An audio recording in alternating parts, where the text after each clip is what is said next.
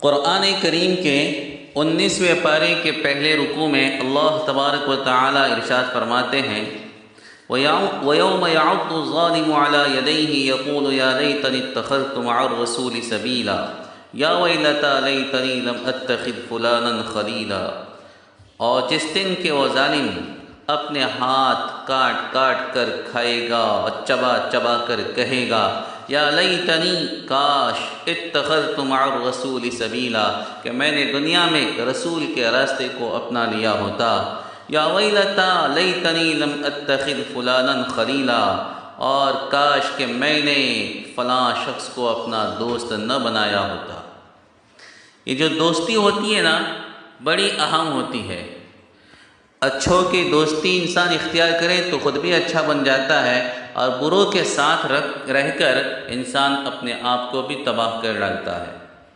بہت سی مرتبہ انسان اچھے لوگوں کے ساتھ رہ کر، اللہ والوں کے ساتھ رہ کر، علماء کے ساتھ رہ کر انہی کے راستے کو اپنا لیتا ہے، جبکہ بہت سی مرتبہ انسان کی قسمت اگر خراب ہو تو برے لوگوں کو اپنا ساتھی بنا لیتا ہے، اور پھر ان کی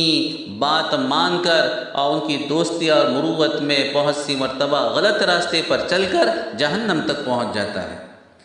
چنانچہ اس آیت کے پس منظر میں علماء کرام نے، محدثین نے، مفسرین نے ایک واقعہ نقل فرمایا ہے۔ قریش مکہ میں ایک شخص تھا، عقبہ ابن ابی معیط اس کا نام تھا۔ یہ مشرکین کے سرداروں میں اس کا شمار ہوا ہوتا تھا، اور اس کی عادت تھی کہ جب کسی سفر سے واپس آتا تو شہر کے معزز لوگوں کی دعوت کرتا تھا، اور اکثر رسول اللہ صلی اللہ تعالی علیہ وسلم کو بھی بلایا کرتا تھا، اس لیے کہ آپ کا شمار بھی قریش کے اشراف میں ہوا کرتا تھا۔ ایک مرتبہ جب وہ سفر سے واپس آیا تو اس نے حسب عادت دعوت کی، سارے لوگوں کو بلایا، حضور کو بھی دعوت دی، آپ تشریف لے گئے۔ جب کھانا سامنے لا کر رکھا گیا دسترخوان پر تو آپ نے فرمایا عقبہ میں تیری دعوت اس وقت تک نہیں کھاؤں گا، میں تیرا کھانا اس وقت تک نہیں کھاؤں گا جب تک کہ تو لا الہ الا اللہ محمد الرسول اللہ کی گواہی نہ دے۔ عربوں کے یہاں اگر کوئی مہمان گھر آ کر بغیر کھائے واپس چلا جائے تو وہ بڑے عیب کی چیز شمار کی جاتی تھی۔ عقبہ کو یہ منظور نہیں تھا کہ آپ کھانا نہ کھائیں، اس لیے عقبہ نے حضور کے سامنے کلمہ پڑھ لیا۔ حضور پاک صلی اللہ تعالی علیہ وسلم نے بھی وعدے کے مطابق کھانا کھا لیا۔ عقبہ کا ایک گہرا دوست تھا ابی بن خلف۔ جب اس کو یہ خبر ہوئی کہ عقبہ مسلمان ہو گیا تو وہ بہت ہی برہم ہو گیا۔ عقبہ نے عذر پیش کیا کہ قریش کے معزز مہمان محمد صلی اللہ علیہ وسلم میرے گھر آئے ہوئے تھے، اگر وہ کھانا کھائے بغیر واپس چلے جاتے تو یہ میرے لیے بڑی رسوائی کی بات ہوتی، اس لیے میں نے ان کی خاطر مدارات کے لیے یا صرف ان کا دل رکھنے کے لیے میں نے کلمہ پڑھ لیا، باقی میں دل سے مسلمان نہیں ہوں۔